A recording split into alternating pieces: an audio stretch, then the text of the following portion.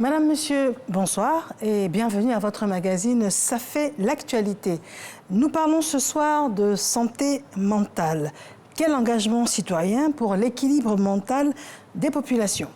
Aujourd'hui, plus que jamais, face aux défis quotidiens, la santé mentale est mise à rude épreuve. Que ce soit à travers les crises économiques, sociales ou environnementales, chacun de nous peut être affecté. Pourtant, il est possible d'agir.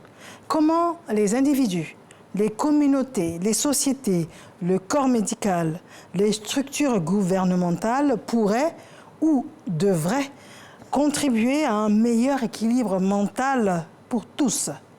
Et ça fait l'actualité.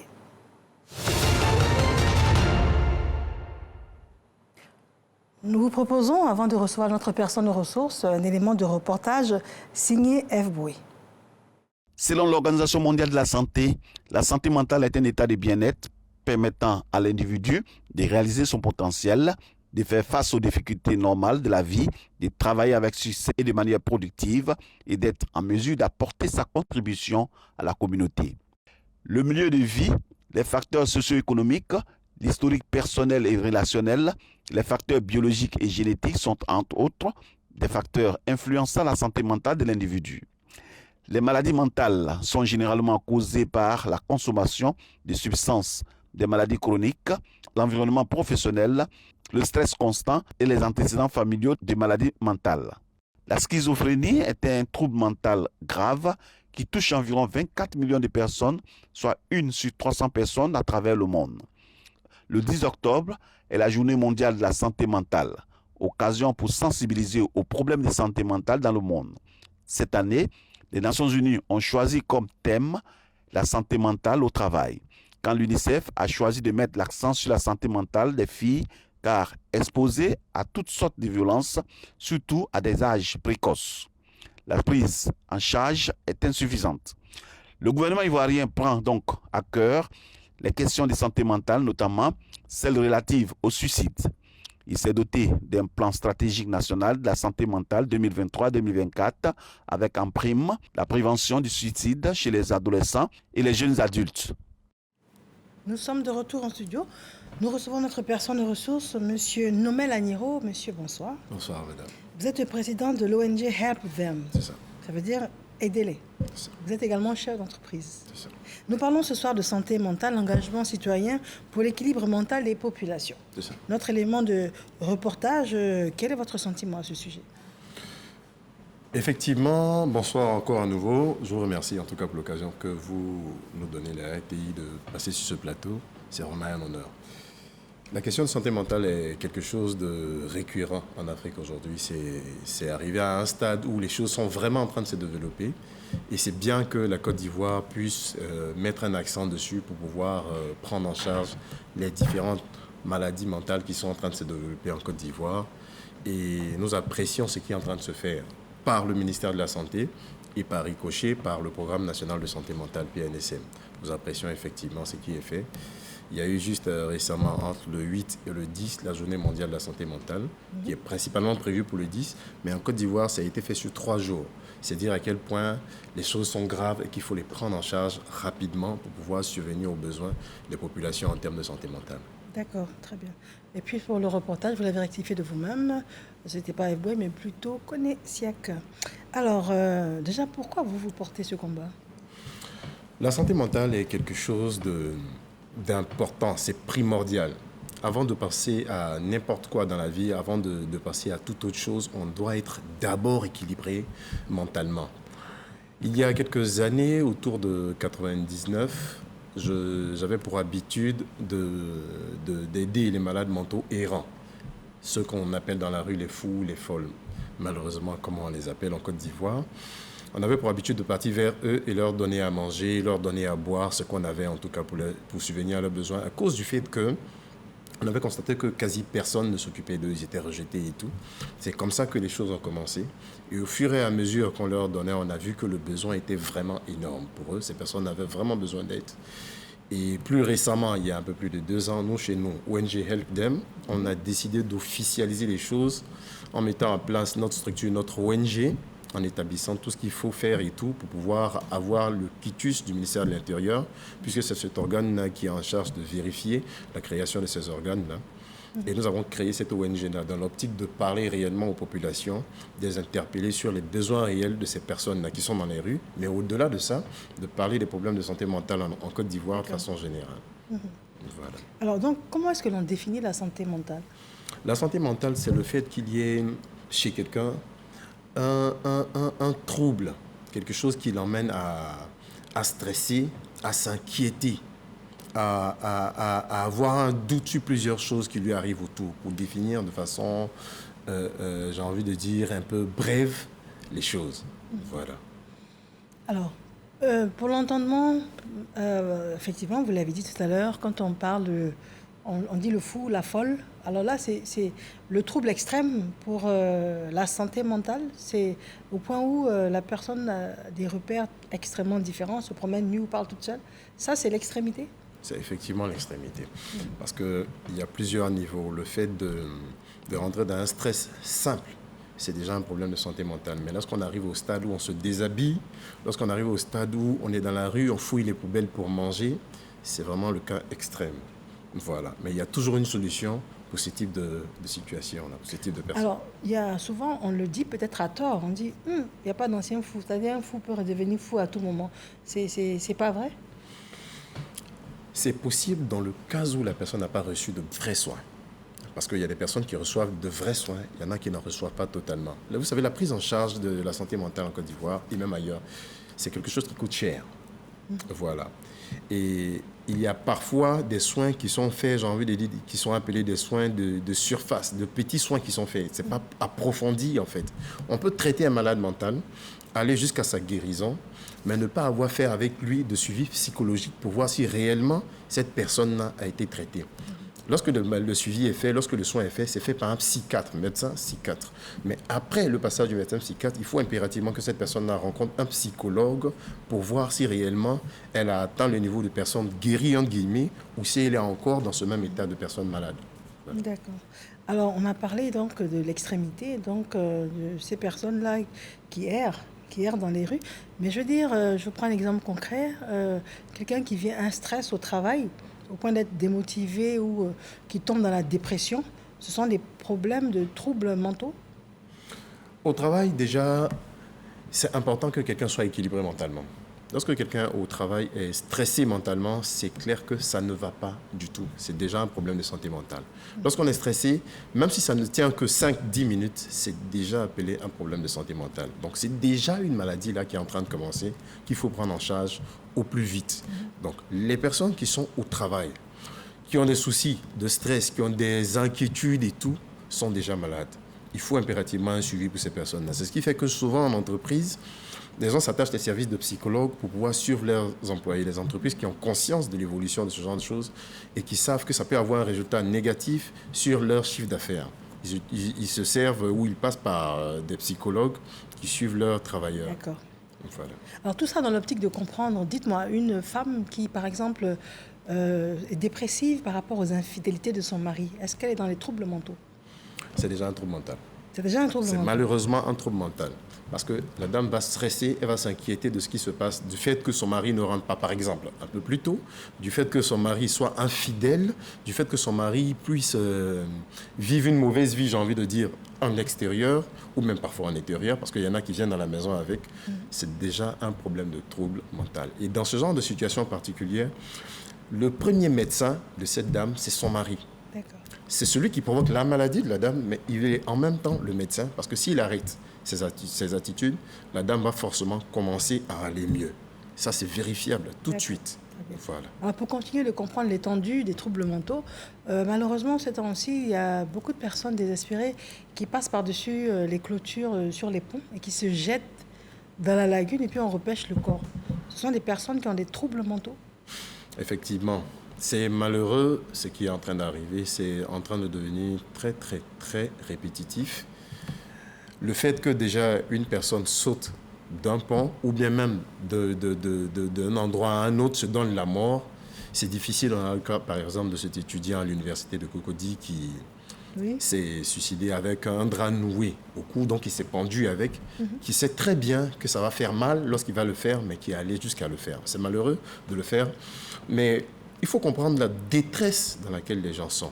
La détresse dans laquelle les gens sont, c'est en général des personnes qui vivent leurs problèmes dans leur coin, qui n'ont pas forcément informé les autres, mais qui n'ont pas aussi le courage d'informer les autres parce qu'ils sont mal jugés ou parce qu'ils sont mal cernés. On leur dit, ça c'est le problème des Blancs. Chez nous, ça n'arrive pas parce qu'on est en Afrique et c'est chez les Blancs qu'on se trouve face à ce genre de situation-là. Ce type de personnes-là sont des personnes à suivre. Donc ça veut dire que le trouble mental est lié à la détresse. En effet. À la majorité du temps où il n'y a que cette option qui justifie un trouble mental. Parce qu'en Afrique, on entend aussi dire, en Côte d'Ivoire spécialement, et on lui a lancé un sort. Ça, c'est pas simple. On entend ça également. Effectivement. Ces personnes-là subissent une situation de détresse de façon générale, celle qui arrive dans ce cas-là. Oui. Mais on n'est pas en train de négliger quelque chose parce qu'on est en Afrique. En Afrique, on tient compte, et les médecins psychiatres le font de façon générale, ils tiennent compte du fait qu'en Afrique, il y a des situations comme des sorts qui sont lancés. Ça existe bel et bien. Les médecins, pour mieux prendre en charge un cas de situation ou de santé mentale, tiennent compte de l'environnement de ces personnes-là. Ils vont jusqu'à poser des questions de savoir, est-ce qu'il y a eu quelqu'un dans la famille qui éventuellement a déjà eu ce mal, ce trouble et tout. Il faut impérativement passer par ces questions-là avant de commencer à prendre le malade lui-même en charge, parce que ça peut influencer positivement ou négativement les résultats un peu plus tard. C'est héréditaire, c'est contagieux, je dirais presque. Est-ce qu'une mère dépressive donne un enfant dépressif ou une femme atteinte de troubles mentaux extrêmes qui se déshabille, est-ce que son enfant va le faire?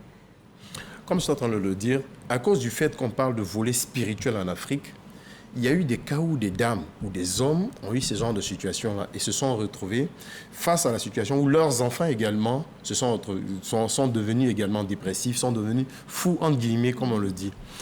Ce n'est pas héréditaire. Clairement, je l'ai dit tout de suite, ce n'est pas héréditaire. Voilà.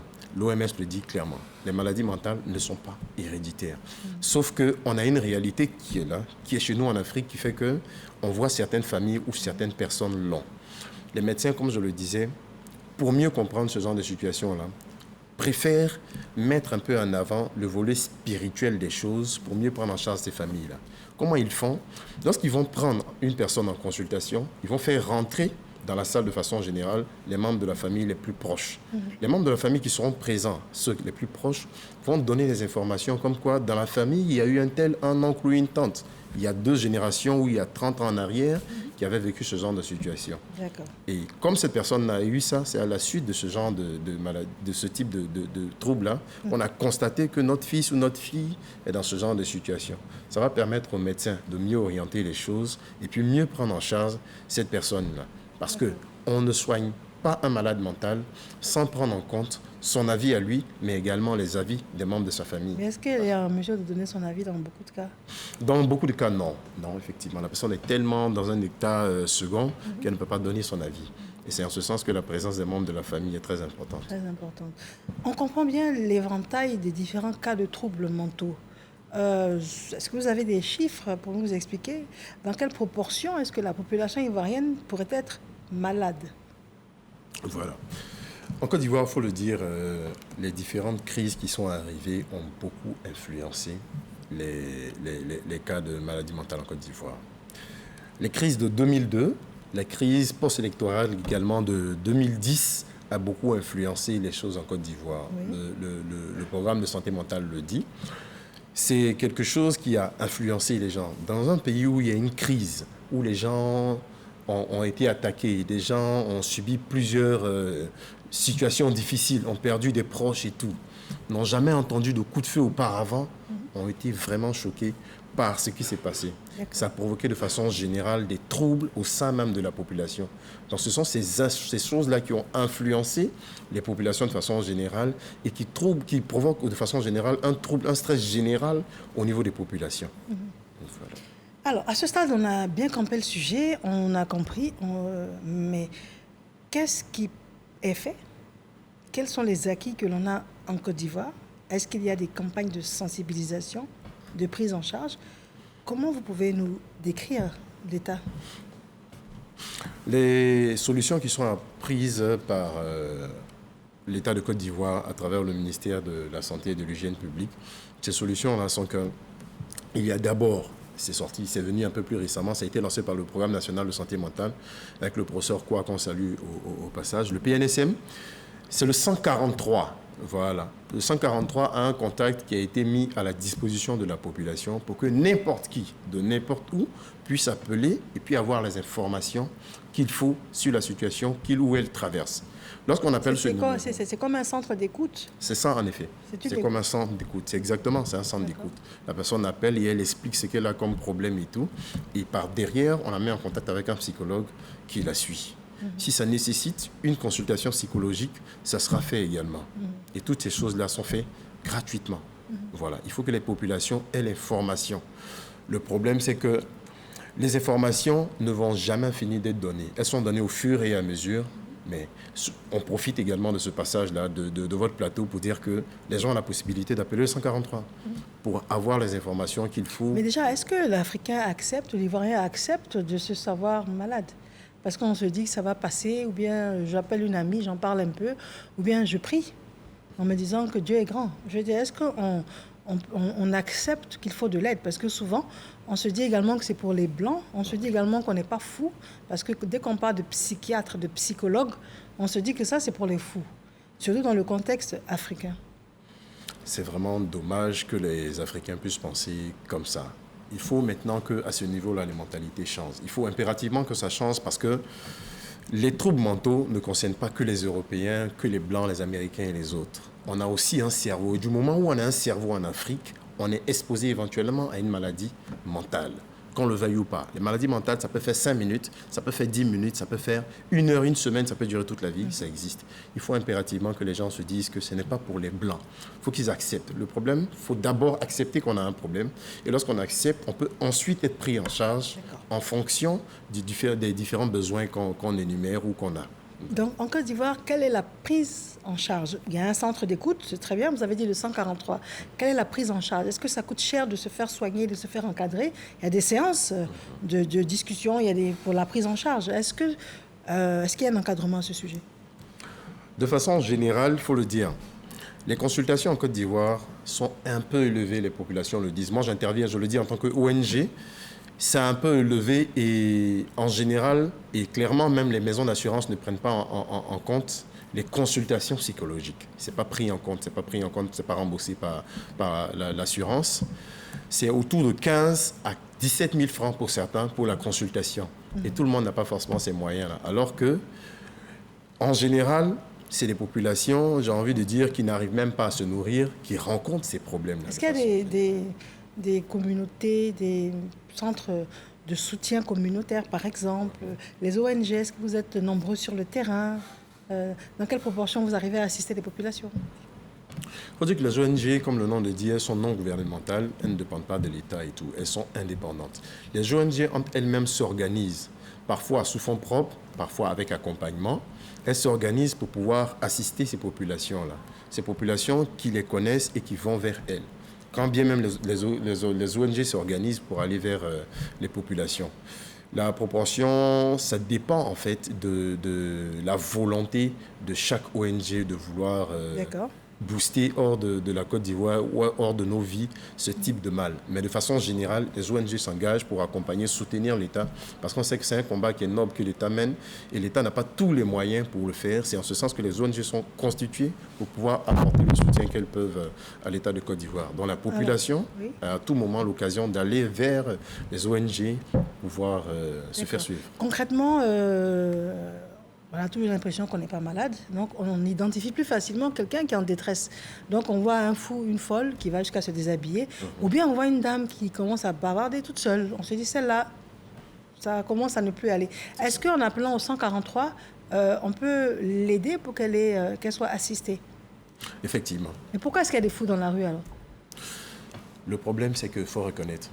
Le suivi d'un malade mental est très difficile. Il y en a des malades mentaux qui, lorsqu'ils sont envoyés, entre autres, je cite un établissement, l'hôpital psychiatrique de Bingerville, il y en a qui réussissent à s'enfuir, quand bien même il y ait tous les moyens à disposition, parce qu'ils sont très difficiles à maîtriser. Il y a eu certaines personnes qui posent des actes pour faire sortir leurs parents parce qu'ils estiment que leurs parents sont maltraités. En réalité, non. Les gens ont la possibilité d'aller vérifier si les malades sont bien traités à l'hôpital psychiatrique de Bingerville. Bien au contraire, ces personnes-là sont suivies. Mais les cas sont tellement nombreux, les cas de maladies mentales sont tellement nombreux que il arrive que nos établissements sont vraiment remplis à l'extrême. Ils sont submergés et c'est difficile de pouvoir accueillir tout le monde. Il y a bien sûr des choses qui sont en train d'être mises en place par le Programme national de santé mentale pour venir en aide à ces malades mentaux-là.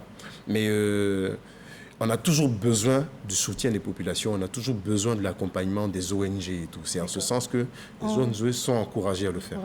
En 30 secondes, quel est votre mot de fin? Nous sommes au terme de notre entretien. Mon mot de fin va aller dans deux sens vite fait. C'est que il faudrait que la santé mentale soit vraiment regardée en ce qui concerne le travail, la santé mentale au travail. Il faut que les gens fassent beaucoup attention parce qu'il y a beaucoup de stress, il y a des gens qui se suicident, il y a des gens qui démissionnent, il y a des gens qui perdent la vie, qui perdent des enfants et tout. Il faut impérativement que la santé mentale au travail soit regardée, soit suivie. Il faut que les entreprises prennent en charge la santé mentale de leurs travailleurs. Ensuite, les élèves, les étudiants. Il faudrait qu'il y ait de plus en plus de personnes qui s'intéressent aux questions de santé mentale. Il faut impérativement que les élèves ou les étudiants, par exemple ceux qui viennent d'avoir leur bac, puissent s'orienter vers les formations comme la psychologie, comme la psychiatrie, pour pouvoir devenir des personnes qui vont prendre en charge la santé mentale à l'avenir. Il faut dire que si ces personnes en Côte d'Ivoire, parce que ces personnes cherchent du travail, il faut leur dire qu'elles ont besoin de s'orienter vers ces secteurs. Voilà. Très bien. En tout cas, je vous remercie infiniment. Donc, je le rappelle, le 143 également, c'est un début d'assistance. C'est ça. C'est déjà cela. Très bien. Vous êtes donc le président de l'ONG Help Them. C'est ça. Vous êtes chef d'entreprise également. Il s'agit de M. Nomel Agnero et nous parlons donc de santé mentale. Quel engagement citoyen pour l'équilibre mental des populations. Madame, monsieur, bonsoir et merci de nous avoir suivis. Merci.